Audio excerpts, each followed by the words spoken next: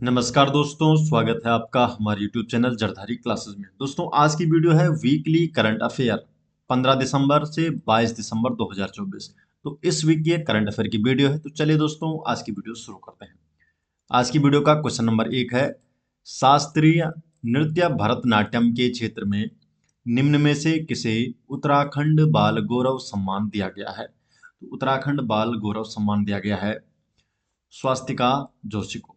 ये ऑप्शन इसका सही जवाब है, स्वास्तिका स्वास्तिका जोशी को। तो शास्त्रीय नृत्य भरतनाट्यम के क्षेत्र में हल्द्वानी हल्द्वानी की स्वास्तिका जोशी को उत्तराखंड बाल गौरव सम्मान दिया गया है। देहरादून में बाल संरक्षण आयोग द्वारा आयोजित कार्यक्रम में महिला एवं बाल विकास मंत्री रेखा आर्य और बाल संरक्षण आयोग की अध्यक्ष डॉक्टर गीता खन्ना ने सम्मानित किया है। क्वेश्चन नंबर 2, खेल उपलब्धियों के लिए उत्तराखंड बाल गौरव पुरस्कार से सम्मानित किया गया है। तो जो खेल उपलब्धियों के लिए सम्मानित किया गया है बाल गौरव पुरस्कार से अनिकेत अवस्थी को सम्मानित किया गया है। तो गुमानीवाला स्थित डीएसबी इंटरनेशनल पब्लिक स्कूल के कक्षा 9 के छात्र हैं अनिकेत अवस्थी, और इन्हें उनकी खेल उपलब्धियों के लिए उत्तराखंड बाल गौरव पुरस्कार से सम्मानित किया गया है। क्वेश्चन नंबर 3 है, हाल ही में भारत गौरव पुरस्कार से किसे सम्मानित किया गया है? तो भारत गौरव पुरस्कार से सम्मानित किया गया है प्रेमचंद अग्रवाल को। तो प्रेमचंद अग्रवाल को हाल ही में भारत गौरव पुरस्कार से सम्मानित किया गया है। डिटेल जान लेते हैं। तो उत्तराखंड के कैबिनेट मंत्री डॉक्टर प्रेमचंद अग्रवाल को नई दिल्ली में आयोजित एक भव्य समारोह में भारत गौरव पुरस्कार से सम्मानित किया गया है, और ये प्रतिष्ठित पुरस्कार उन्हें राजनीति में उनके लंबे अनुभव, कार्यक्षेत्र में सक्रियता, सामाजिक योगदान और आध्यात्मिक क्षेत्र में उनकी भूमिका के लिए प्रदान किया गया है। भारत गौरव पुरस्कार के 8वें अधिवेशन का जो आयोजन किया गया था, तो नई दिल्ली में 8वें अधिवेशन का आयोजन किया गया, और इसमें उत्तराखंड के कैबिनेट मंत्री डॉक्टर प्रेमचंद अग्रवाल को भारत गौरव पुरस्कार से सम्मानित किया गया है। क्वेश्चन नंबर 4 है, हाल ही में young women scientist excellency award से निम्नलिखित में से किसे नवाजा गया है? सही जवाब है तनुजा आर्य को। ए ऑप्शन तनुजा आर्य। तो नैनीताल जिले के कुमाऊं बीवी के डीएसबी परिसर स्थित रसायन विज्ञान विभाग में शोध कार्य कर रही तनुजा आर्य को young women scientist excellence award से सम्मानित किया गया है, और ये सम्मान उन्हें उत्तराखंड विज्ञान शिक्षा एवं अनुसंधान केंद्र की ओर से देहरादून में आयोजित चतुर्थ महिला वैज्ञानिक कॉन्क्लेव 2024 में प्रदान किया गया है। क्वेश्चन नंबर 5 है, उत्तराखंड में 38वें राष्ट्रीय खेलों का आयोजन किया जाएगा। तो उत्तराखंड में 38वें राष्ट्रीय खेलों का आयोजन किया जाएगा, और ये आयोजन कब से कब तक होगा? तो इसका सही जवाब है 28 जनवरी से 14 फरवरी 2025 तक। तो बी ऑप्शन 28 जनवरी से 14 फरवरी 2025 तक उत्तराखंड में 38वें राष्ट्रीय खेलों का आयोजन किया जाएगा। डिटेल जान लेते हैं। तो उत्तराखंड में 28 जनवरी से 14 फरवरी 2025 तक 38वें राष्ट्रीय खेलों का आयोजन होगा, और इसमें 32 स्वीकृत और 4 प्रदर्शनी खेलों समेत कुल 36 खेल गतिविधियां होंगी। पहली बार राज्य में होने वाले 38वें राष्ट्रीय खेलों की मेजबानी मिलने के साथ ही इसमें योग और मलखंभ को भी शामिल किया गया है। 4 प्रदर्शनी खेल कौन कौन से हैं? तो योगासन है, मलखंभ है, कलरी पयट्टू है, और राफ्टिंग है। शुभंकर है, मौली। ये उत्तराखंड के राज्य पक्षी मोनाल से प्रेरित है मौली, और ये क्षेत्र की विशिष्टता का प्रतीक है और युवा एथलीटों को ऊंचे लक्ष्य रखने के लिए प्रोत्साहित करता है। दोस्तों, जो ये उत्तराखंड के जो सभी नोट्स है, उत्तराखंड के जो वीकली करंट अफेयर या डेली करंट अफेयर, ये सभी नोट्स की अगर आप ई बुक लेना चाहते हैं तो इसका लिंक आपको डिस्क्रिप्शन में दे दिया जाएगा, या आप डायरेक्टली गूगल पर भी सर्च कर सकते हैं।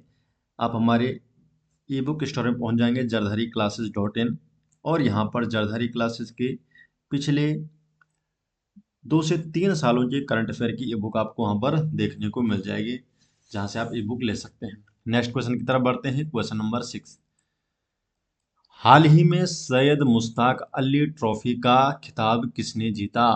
तो जो सैयद मुश्ताक अली ट्रॉफी का खिताब है, तो ये जीता है मुंबई ने। डी ऑप्शन इसका सही जवाब है। तो हाल ही में मुंबई ने सैयद मुश्ताक अली ट्रॉफी का खिताब जीता है, और फाइनल मुकाबले में मुंबई ने मध्य प्रदेश को 5 विकेट से हराया।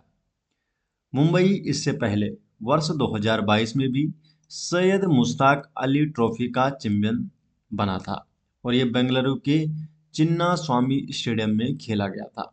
सैयद मुश्ताक अली ट्रॉफी के बारे में जान लेते हैं।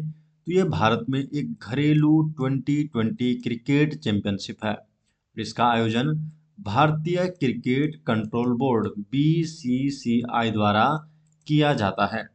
इसका नाम पूर्व टेस्ट क्रिकेटर सैयद मुश्ताक अली के नाम पर रखा गया है, और इसका पहला संस्करण 2006-7 में हुआ था। क्वेश्चन नंबर 7, विरासत साड़ी महोत्सव 2024 का आयोजन किस मंत्रालय द्वारा किया जा रहा है? तो जो विरासत साड़ी महोत्सव 2024 है, तो इसका आयोजन किया जा रहा है कपड़ा मंत्रालय द्वारा।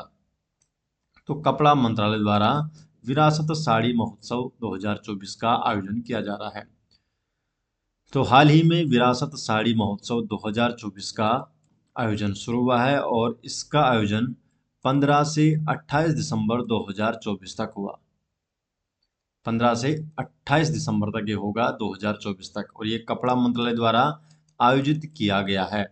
विरासत साड़ी महोत्सव ये भारत की हाथ से बुनी साड़ियों का उत्सव है। हथकरघा हैंडलूम एक प्रकार की बुनाई की प्रक्रिया है, जिसमें कपड़े को हाथ से चलने वाले करघे, जिसे लूम कहा जाता है, इस पर तैयार किया जाता है। राष्ट्रीय हथकरघा दिवस ये प्रत्येक साल 7 अगस्त को मनाया जाता है, और इसका पहला आयोजन 7 अगस्त 2015 को किया गया था। राष्ट्रीय हथकरघा दिवस का उद्देश्य है हथकरघा बुनकरों को सम्मानित करना। नेक्स्ट क्वेश्चन है क्वेश्चन नंबर 8, महिला हॉकी जूनियर एशिया कप 2024 किस देश ने जीता है? तो जो महिला हॉकी जूनियर एशिया कप 2024 है, तो इसे भारत ने जीता है। B option Bharat. तो भारतीय महिला जूनियर हॉकी टीम ने 15 दिसंबर 2024 को मस्कट ओमान में पेनल्टी शूटआउट में चीन को 3-2 से हराकर 10वां महिला हॉकी जूनियर एशिया कप जीता है। 7 से 15 दिसंबर 2024 तक आयोजित हुआ है ये टूर्नामेंट, और इसमें 21 वर्ष से कम आयु के खिलाड़ियों के लिए और एशियाई हॉकी महासंघ द्वारा इसे आयोजित किया जाता है। 21 वर्ष से कम आयु के खिलाड़ियों के लिए आयोजित किया गया इसे। क्वेश्चन नंबर 9 है, अंतर्राष्ट्रीय प्रवासी दिवस कब मनाया जाता है? तो जो अंतर्राष्ट्रीय प्रवासी दिवस है, तो इसे हर साल 18 दिसंबर को मनाया जाता है। प्रत्येक वर्ष 18 दिसंबर को अंतर्राष्ट्रीय प्रवासी दिवस मनाया जाता है, और इस दिन की शुरुआत संयुक्त राष्ट्र महासभा ने 4 दिसंबर 2000 को की थी। अंतर्राष्ट्रीय प्रवासी दिवस 2024 की थीम रखी गई है प्रवासियों के योगदान का सम्मान और उनके अधिकारों का सम्मान। क्वेश्चन नंबर 10 है, गुजरात का पहला outsourced come semiconductor assembly and testing plant का उद्घाटन कहाँ किया गया है? तो इसका उद्घाटन किया गया है सूरत में। बी ऑप्शन सही जवाब है, सूरत। तो गुजरात स्थित सेमीकंडक्टर कंपनी सूची सेमिकॉन ने सूरत में गुजरात के पहले offset outsourced semiconductor assembly and training plant का उद्घाटन किया है। क्वेश्चन नंबर 11 है, पद्मश्री, पद्म भूषण, पद्म विभूषण और ग्रैमी पुरस्कार प्राप्त करने वाले महान कलाकार जाकिर हुसैन का दिसंबर 2024 में निधन हो गया। वह किस क्षेत्र में अपने योगदान के लिए प्रसिद्ध थे? तो ये किस क्षेत्र में प्रसिद्ध थे? तबला और भारतीय शास्त्रीय संगीत के क्षेत्र में। बी ऑप्शन इसका सही जवाब है। तो तबला वादक जाकिर हुसैन का 15 दिसंबर 2024 को संयुक्त राज्य अमेरिका में 73 वर्ष की आयु में निधन हो गया है। क्वेश्चन नंबर 12, हिंदी के लिए साहित्य अकादमी पुरस्कार 2024 किसे प्रदान किया गया है? तो हिंदी के लिए जो साहित्य अकादमी पुरस्कार 2024 है, तो इसे गगन गिल को ये प्रदान किया गया है। तो गगन गिल को इस पुरस्कार से सम्मानित किया गया है। तो साहित्य अकादमी पुरस्कार 2024 का ऐलान कर दिया गया है और इसमें हिंदी में गगन गिल और अंग्रेजी में स्टेरिन क्रे को ये पुरस्कार दिया गया है। ये अवार्ड भारतीय भाषाओं में उत्कृष्ट साहित्यिक योगदान के लिए दिया गया है।